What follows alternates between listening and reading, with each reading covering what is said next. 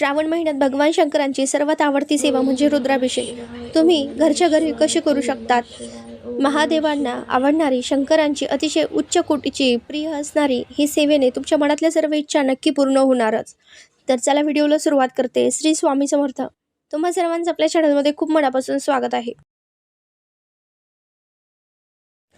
श्रावण महिन्यात आपण प्रत्येक घरात रुद्राभिषेक घरच्या घरी कसा करायचा आहे ते आजच्या व्हिडिओमध्ये आपण बघणार आहोत.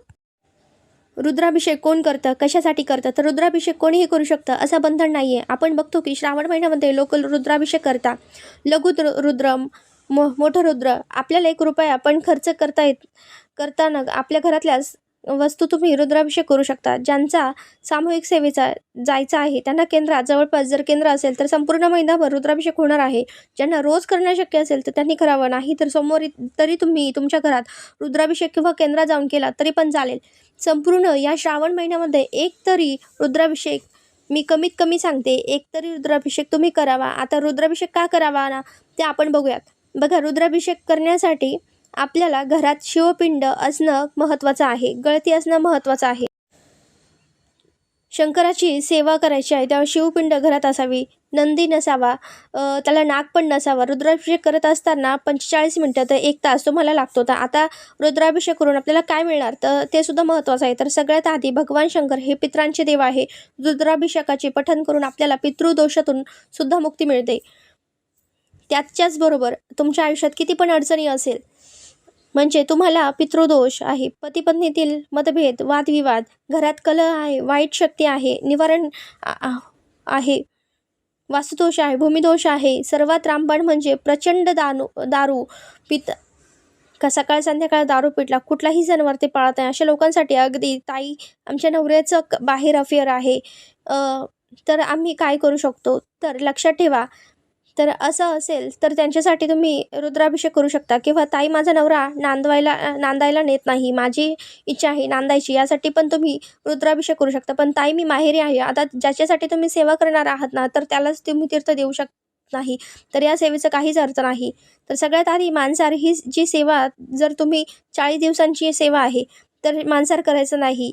आपल्या घरात शिवपिंड असणं खूप महत्त्वाचं आहे. बघा, त्याचबरोबर ही गळती आहे ती तुम्ही घ्यायची आहे. आता जर तुमच्याकडे गळती नसेल तर तुम्ही चमच्याने पाणी घालू शकता, पण गळती असेल तर तुम्हाला म्हणजे वाचनाकडे लक्ष द्यावं की गळतीकडे, ते हे खूप महत्त्वाचं असतं. त्यामुळे गळती असणं खूप महत्त्वाचं असतं. अभिषेक करताना पाणी बंद पडता कामा नये. गळती असेल तर तुम्ही वाचनही करू शकता आणि अभिषेकही करू शकतात. आता सर्वात पहिले आपल्याला दिवा लावून घ्यायचा आहे. अग्निदेवतेच्या साक्षीने आपण ती सगळी सेवा करत असतो. आता भगवान शंकराची सेवा करण्याचा अतिशय महत्त्वाचा काळ हा प्रदोष काळ आहे. मग तुम्ही प्रदोष काळात शक्यतो आपल्याला रुद्राभिषेक करायचा आहे. पण कधी कधी काय होतं ना की आपल्याला संध्याकाळी जमत नाही, मग अशा वेळेस आपण सकाळी किंवा दुपारी, म्हणजेच दिवसभरात तुम्ही कधीही सेवा करू शकता. जर तुम्ही केंद्रात जाणार असाल सेवा करायला तर काय करावं लागणार आहे, तर आपल्याला हेच लागणार आहे. केंद्रात जे जातात त्यांना माहिती आहे की आपल्याला भगवान शंकराची शिवपिंड लागणार आहे, गळती लागणार आहे आणि तांबण लागणार आहे. भलं मोठं घ्या, काय होत नाही. आपण छोटंसं ताट घेतलं आणि सेवा भरपूर असणार आहे, त्यामुळे वेळ लागतो आणि तेवढं पाणी भरतं. मग पुन्हा ती अचानक ती सेवा थांबवायची, पाणी काढायचं, दुसरीकडे ठेवायचं. मग हे करण्यापेक्षा तुम्ही डायरेक्ट व्यवस्थित मोठं तांबण घ्यावं, किंवा जेणेकरून आपल्याला सेवा करायला पण अडचण येणार नाही. प्रदोष काळ म्हणजे काय, बऱ्याच अशा कमेंट्स येतील. तर प्रदोष काळ म्हणजे सूर्यास्ताच्या 1.5 तास आधी आणि 1.5 तास नंतर, म्हणजेच तुम्ही 4-4:30ला जरी सेवेला लागला दुपारी तरी हरकत नाही, किंवा संध्याकाळी 5ला लागले तरी काही हरकत नाही. 6:30पर्यंत ही जी तुमची सेवा आहे ती झालेली असेल. महत्त्वाचं म्हणजे काय आहे, गळतीमध्ये पाणी टाकतोय की जेणेकरून माझ्या सेवेला सुरुवात होईल. बघा, आता थेंब थेंब पाणी पडत आहे. आता असं असतं की आपलं मग वरती पण बघायचं असतं वाचन करताना, आणि आपले खाली पण म्हणजे बघायचं असतं, म्हणजे दोन्हीकडे लक्ष ठेवायचं असतं. ह्यासाठी आपल्याला अभिषेक करताना नित्यसेवा खूप महत्त्वाची असते. नित्यसेवेमध्ये आपल्याला सर्वात प्रथम इथे आपल्याला गणपती अथर्व शीर्ष आहे. गणपती अथर्व शीर्ष तुम्हाला इथे म्हणायचं आहे. पहिल्यांदा गणपती बाप्पाच्या अभिषेकने आपल्याला सुरुवात करायची आहे. त्यानंतर शिवमहिम्न स्तोत्र आहे. शिवमहिम्न हे संस्कृतमधलं मी इथे म्हणत आहे. शिवमहिम्न म्हटल्यानंतर आपल्याला इथे शिवकवच आहे, शिवकवच स्तोत्र इथे म्हणायचं आहे. आता शिवकवच स्तोत्र म्हणून झाल्यानंतर आपल्याला 12 ज्योतिर्लिंग स्तोत्र ते म्हणायचं आहे. आपल्याला शिवरुद्राध्याय हे पठण करायचं आहे. शिवरुद्राध्याय, श्री शिवरुद्राध्याय नित्यसेवेमध्ये आपल्याला ते पठण करायचं आहे.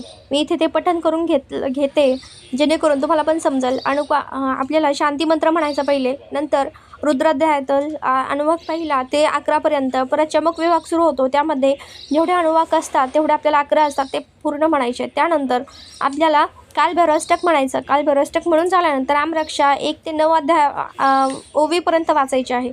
हे झाल्यानंतर गळती थांबवायची. आता तुम्हाला इथे हा रुद्राध्याय असल्यामुळे इथे तुम्ही आपले सेवा रुजू करू शकतात आणि आपली गळती काढून महादेवाची पिंड स्वच्छ करून आपल्याला इथे अशी मांडणी करायची. आता ती स्वच्छ पुसून आपल्याला तिथे मी इथे अत्तर लावते आणि जे काही असेल भस्म असेल, अष्टगंध असेल ते लावते.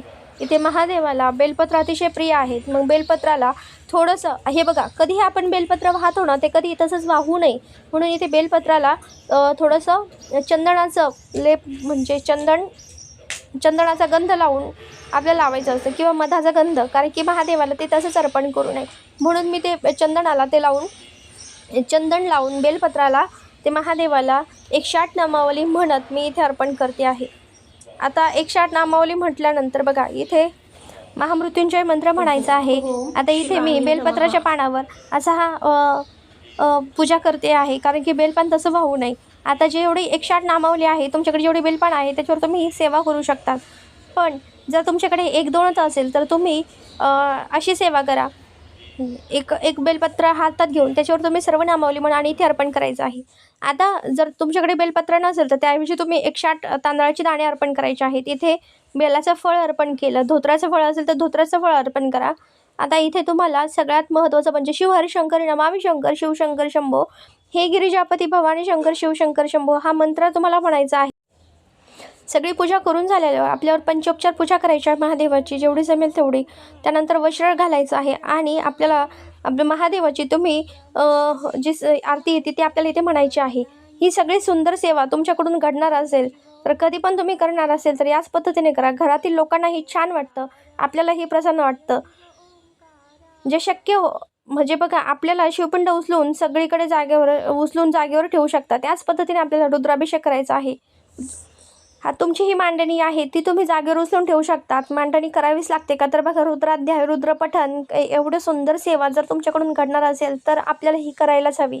तर आता ह्याच पद्धतीने आपल्याला हे तीर्थ काय करायचं आहे, हे तीर्थ आपल्याला घरातील सर्वांना द्यायचं आहे, घरात शिंपडायचं आहे. आणि बघा, जे कोणी आजारी असतात, जे कोणी दारू पितात त्यांच्यासाठी ते रामबाण आहे. आपल्या घरात हट्टी मुलं आहेत त्यांच्यासाठी रुद्राभिषेकचं हे तीर्थ एक अमृतासमान आहे. म्हणून घरातल्या सगळ्यांना आपल्याला थोडं थोडं हे द्यायचं आहे.